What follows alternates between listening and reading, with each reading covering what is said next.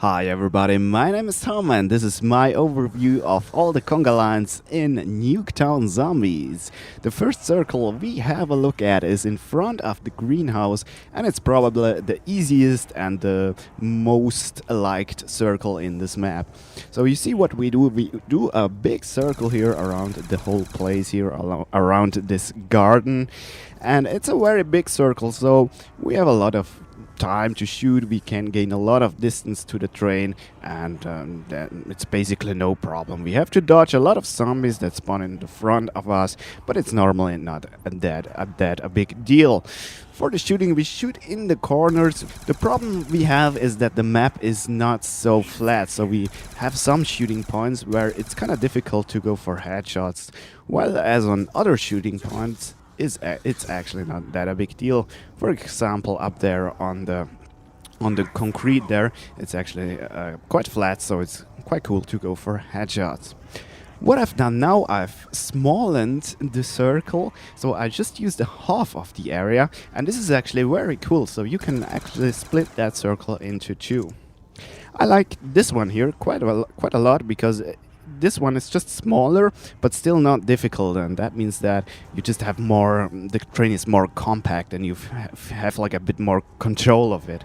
So that is why I like this circle that we see right here actually quite a bit better. So I would actually start off with that circle, and if you feel in danger or if your train gets too big, you can then actually switch to the big one or so, you know, so you can easily combine those two circles. Now you can of course also use the other half of this garden here, but this one is a bit more difficult than the one that we have just seen before. So here in front of the vault, it's kind of tricky because it's quite narrow, and so you saw me there, just had to do a cutback because the space is just more limited. So this one is a little bit tricky, but if you have no other choice because some zombies may block you, you still can do this one here, so feel free to try it out.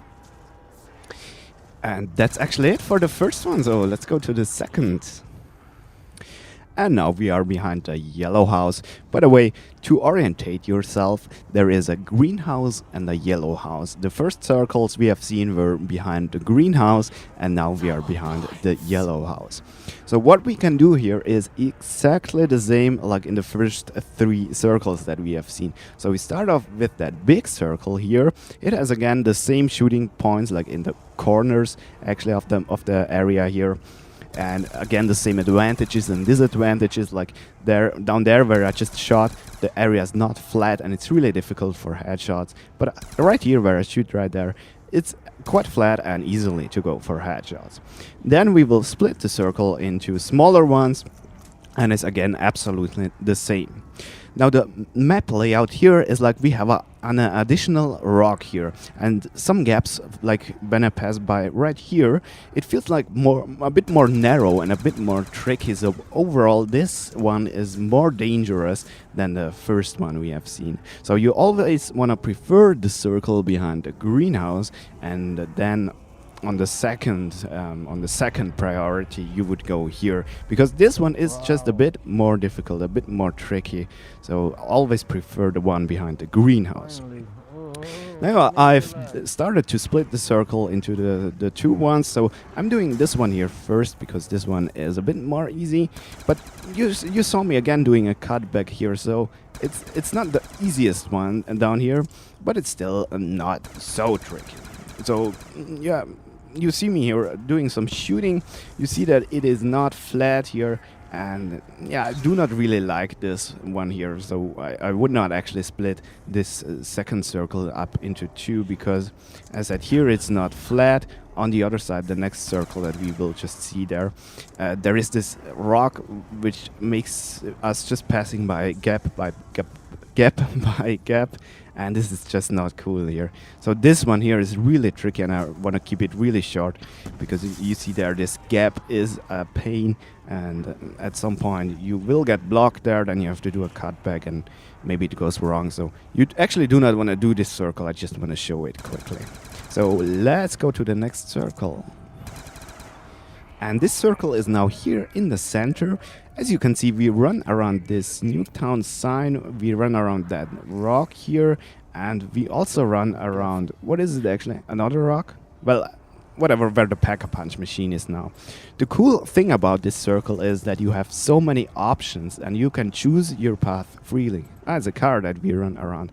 So we kind of have three obstacles or three things, and we can run around each. And what we run around is our free decision. So we can, if we want, we can just run around the sign, around the sign, around the sign. But once we get blocked somewhere, we can just expand our path and then run around the rock and the sign or something like that. Or we can run around the rock and the car. Or we can run around the car and the rock. No, the car and the sign. Whatever. You can just choose your path freely here, and you have so many choices that you can do. Right there, you can even improvise and like doing a cutback and shit. You have so much space here actually, and this is what makes this circle so cool. So you can just adjust your path to the zombies' behavior, and then you'll find a free way and you can survive down here. And this circle is really cool. So I really say try that one out, because it's actually my favorite here. For the shooting, you can gain a lot of distance to the train. So I can actually drag my zombies a little bit up here and then run back, sprint back, and then shoot. I think I'm not doing it right there, unfortunately, but maybe we see it later.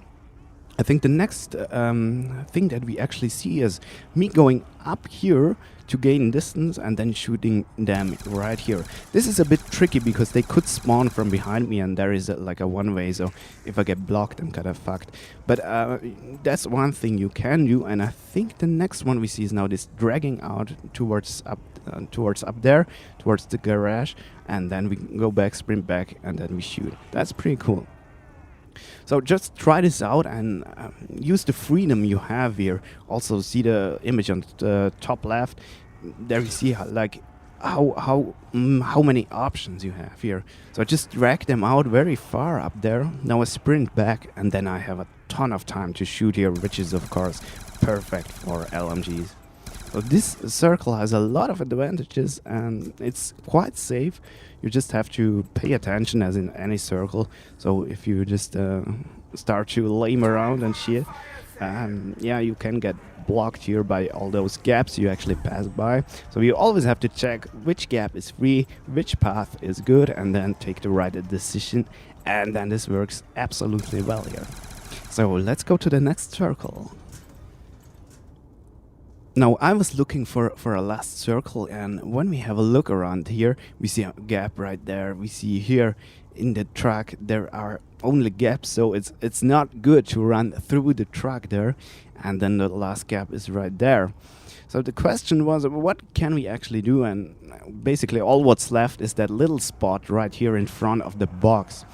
This circle actually works quite well, but it is very tricky. So if the zombies spawn a little bit too intense, a little bit too shitty, and you just need like one slow zombie at the wrong place, and then you can get blocked here, and you kind of have not the best emergency exits. If you want to piss off here, you can go through the truck or just towards that yellow house, or you go behind there towards where our Pack-a-Punch machine is now. And all of those exits lead to narrow gaps, and this is never good. So it's not the best circle, but it actually works. So I'd say when you have a 3-player game and you have one guy behind each house, then you can safely do this circle here, because you then also do not get that many zombies here. You do not have so much space to improvise. You do not have so much flexibility in your path, and therefore when there are 2 or 3 slow ones blocking you, it starts to get hard to find the correct path, and that's not so cool. So I hope you actually got this little impression of this circle. Feel free to do it, but I would not really recommend it in solo or so, because when there are too many zombies at you, or too many spawning at the same time and stuff, it gets really hard. So for a 3 or 4 player game, this is an absolutely cool circle. Now I was actually thinking about if you can do something with the houses, like drop down strategies, as we have seen it in, for example, in Town or Farm and such. But it's actually never go into the houses because they are so narrow, and all the zombies always spawn in front of you, and therefore I really say do not go into the houses, and I couldn't find any strategy that includes the houses.